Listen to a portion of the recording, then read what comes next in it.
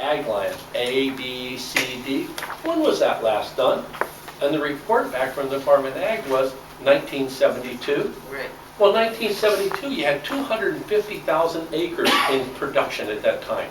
The production and the definition of A and B land was pineapple, it was sugar, that it was good, it was farmable, tractable, had irrigation ditches, etc.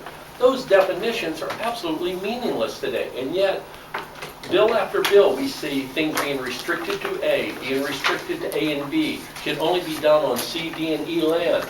And these are so meaningless, it's a facade. So somebody's got to come back, that right now in the Department of Ag, in the description of what the Department of Agriculture will do, and what Mr. Russell Kokobon's job is, there's one line in there that says, it will defend and promote land that's in cultivation to stay in cultivation. Now that's layman language that everybody can understand. But when you write a bill that you can't tell if you're for it or against it, it's so that wishy-washy. We'd like you all to take a look at it, put some teeth into it. We'd like you to encourage the Land Commission to keep cultivated lands in cultivation. Thank you very much.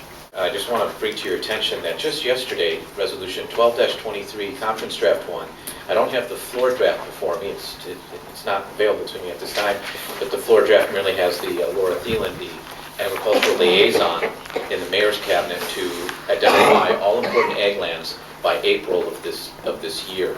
It was adopted yesterday unanimously, and it takes into account no urban growth boundary. That's the whole reason I'm here, to just be a messenger for you folks, that if you were to listen to the previous testifier, putting some teeth into this, is what you're defining an agricultural district, is that urban growth boundary will take out some of the most important prime ag lands from the get-go.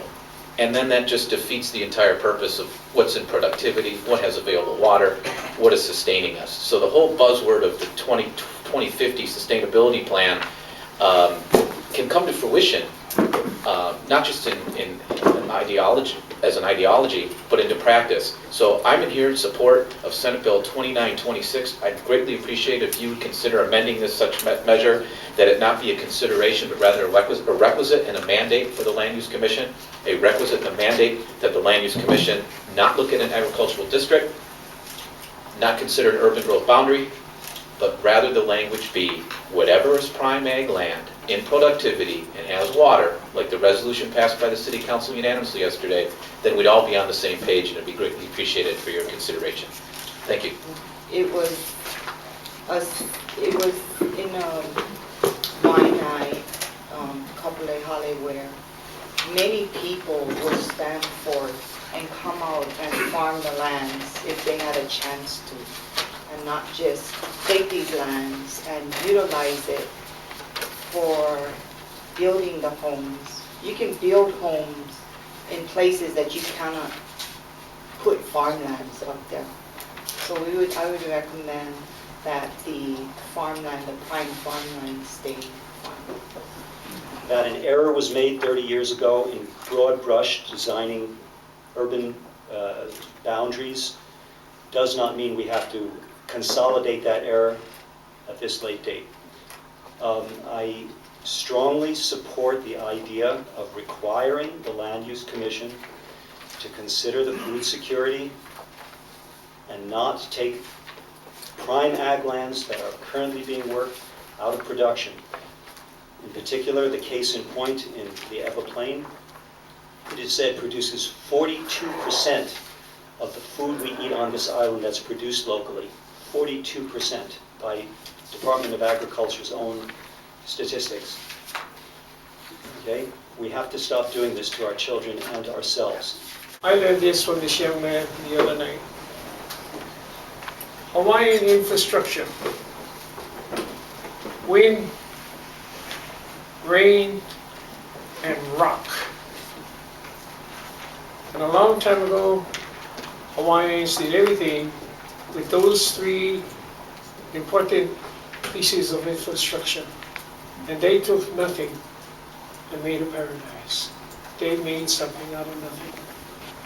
And I think that we need to sit back, take another look, and see how we can better utilize the land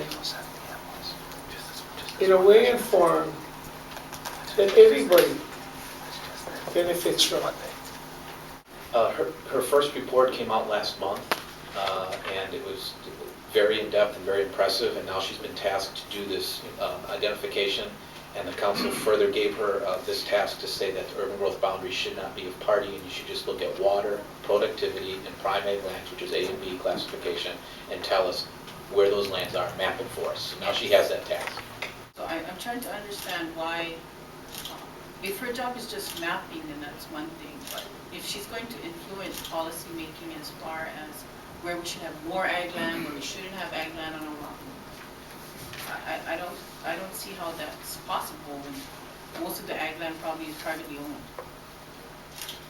I believe the intent is to look at that, and whether it's private or whoever has jurisdiction over the property, is that her task is take the island, the city and county of Honolulu, take this county and say, this is where it's currently classified A or B in productivity and has water.